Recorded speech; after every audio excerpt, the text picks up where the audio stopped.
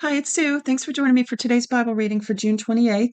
Today I'm reading Psalm 78 and 79. So only two Psalms today on our reading plan. I haven't figured out the MO of this reading plan. I don't even have a reference to give you for it because I don't remember where I got it from. So I assume these two Psalms are longer is why there are only two here. I don't know. I don't remember from other readings. We'll see in a minute. But first, I want to share just a quick thought with you. I know the Bible's life-changing. I've said before that back in the late '80s, someone gave me a one-year Bible.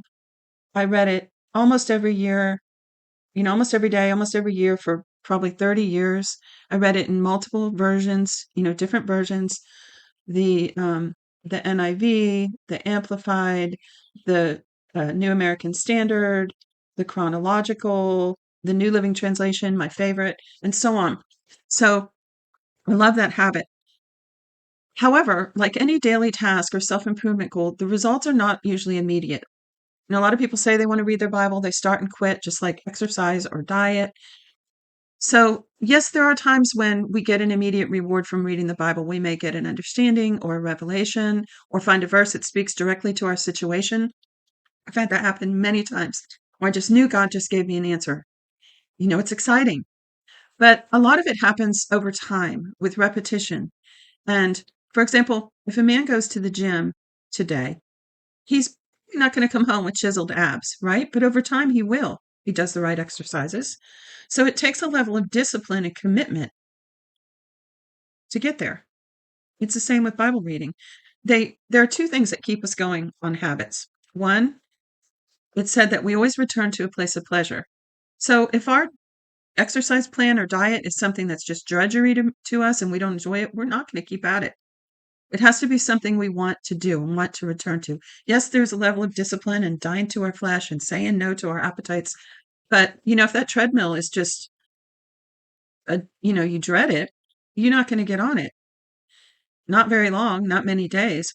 But if you find a way to like it, say listening to your favorite podcast, then you'll keep doing it, right? Well, with Bible reading, it becomes more enjoyable as the puzzle pieces of knowledge and understanding collect. There were many times back in the day, I remember getting my Bible out when I didn't know it very well, and I would be falling asleep trying to make myself just read that one day's section, right? But you press through, you become better at it. And the more knowledge you have, the easier it is to read that, or in this case, listen. So now, after decades of reading, I really look forward to it. I enjoy finding those new puzzle pieces. So we return to a place of pleasure. But the second thing that keeps us going on habits is we must believe they'll work. I've noticed with me a lot of times with certain diet plans and different things, since I really am not sure they would work, or let's say like the guy going to the gym, if he's not really sure it's going to do any good, you know, he's not going to keep going back. He's got to believe it's useful. But these results usually don't come right away, right? So there's this stage of discipline we have to have until we begin to see results. Once the rewards come, we tend to be hooked on that, whatever it is we're trying to do. The guy at the gym might be discouraged until he sees the muscles, and then he's going to be motivated, right? The same with diet. You start losing those pounds, you're going to be motivated. The same works with Bible reading. The rewards with Bible reading, Bible study, etc., are many, and I mention them routinely on this program, but the main one for me is getting to know God. From the Bible, we gain a true picture of who he is, not what religion says, or hearsay, or bitterness, or vain imagination, not science, but who he really is. And who he really is breathtaking. It's everything. It's the pearl of great price. So worth it. So get hooked on Bible reading, and the rewards will come like no other habit. And with that in mind, would you share this with your social media or friend that you think may find daily Bible reading helpful to them? Maybe a person with a long drive to work. They may thank you later for it. I'd really appreciate that. And today also one more quick thing is feel free to comment in the comment section, have a discussion there, any of your thoughts. And also be sure to check the description for helpful links and how to get your free one-year Bible. With that, let's get started today on our two Psalms. Psalm 78, A Contemplation by Asaph. Hear my teaching, my people. Turn your ears to the words of my mouth. I will open my mouth in a parable. I will utter dark sayings of old, which we have heard and known, and our fathers have told us.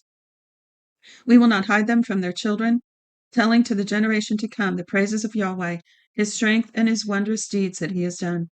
For he has established a covenant in Jacob and appointed a teaching in Israel, which he commanded our fathers that they should make them known to their children, that the generation to come might know, even the children who should be born, who should arise and tell their children, that they might set their hope in God and not forget God's deeds, but keep his commandments, and might not be as their fathers, a stubborn and rebellious generation, a generation that didn't make their hearts loyal, whose spirit was not steadfast with God. The children of Ephraim, being armed and carrying bows, turned back in the day of battle. They didn't keep God's covenant and refused to walk in his law. They forgot his doings, his wondrous deeds that he had shown them. He did marvelous things in the sight of their fathers in the land of Egypt in the field of Zon. He split the sea and caused them to pass through. He made the waters stand as a heap. In the daytime he also led them with a cloud, and all night with a light of fire.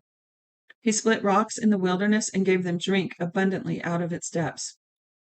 He brought streams also out of the rock and caused waters to run down like rivers. Yet they still went on to sin against him, to rebel against the Most High in the desert. They tempted God in their heart by asking food according to their desire. Yes, they spoke against God. They said, "Can God prepare a table in the wilderness? Behold, he struck the rock so the waters gushed out and streams overflowed. Can he give bread also? Will he provide meat for his people?" Therefore Yahweh heard and was angry. A fire was kindled against Jacob. Anger also went up against Israel, because they didn't believe in God and didn't trust his salvation. Yet he commanded the skies above and opened the doors of heaven. He rained down manna on them to eat and gave them food from the sky. Man ate bread of angels. He sent them food to the full. He caused the east wind to blow in the sky. By his power he guided the south wind. He also rained meat on them as dust, winged birds as the sand of the seas. He let them fall in the middle of their camp around their habitations. So they ate and were filled. He gave them their own desire. They didn't turn from their cravings. Their food was yet in their mouths when the anger of God went up against them, killed some of their fattest, and struck down the young men of Israel. For all this, they still sinned and didn't believe in his wondrous works. Therefore he consumed their days in vanity and their years in terror. When he killed them, then they inquired after him. They returned and sought God earnestly. They remembered that God was their rock, their most high God, their Redeemer.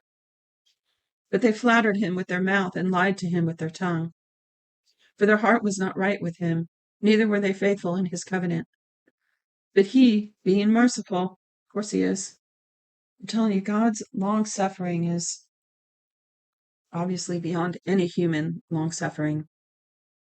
38 again. But he, being merciful, forgave iniquity and didn't destroy them.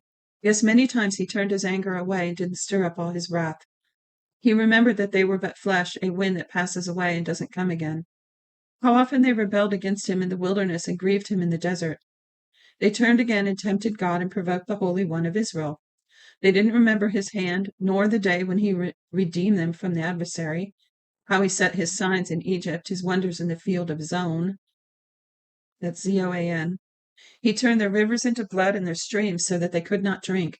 He sent among them swarms of flies which devoured them and frogs which destroyed them. This is talking about the plagues of Israel right here in this part. So what he did to get the Pharaoh's attention so that he would let the Israel slaves go. So again, 45, he sent among them swarms of flies which devoured them and frogs which destroyed them. He also gave their increase to the caterpillar and their labor to the locust. He destroyed their vines with hail, their sycamore fig trees with frost. He also gave over their livestock to the hail and their flocks to hot thunderbolts. He threw on them the fierceness of his anger, wrath, indignation, and trouble, and a band of angels of evil. He made a path for his anger.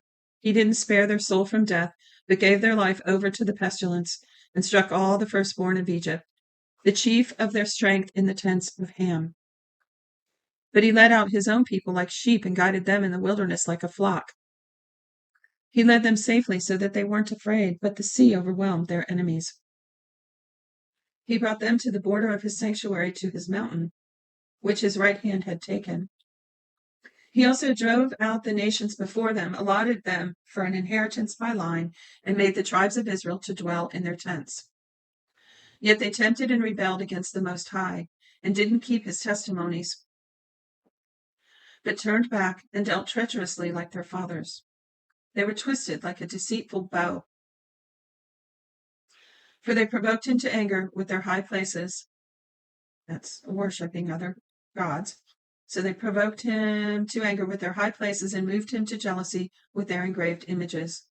When God heard this, he was angry and greatly abhorred Israel, so that he abandoned the tent of Shiloh, the tent which he made among men, which he placed among men, and delivered his strength into captivity, his glory into the adversary's hand.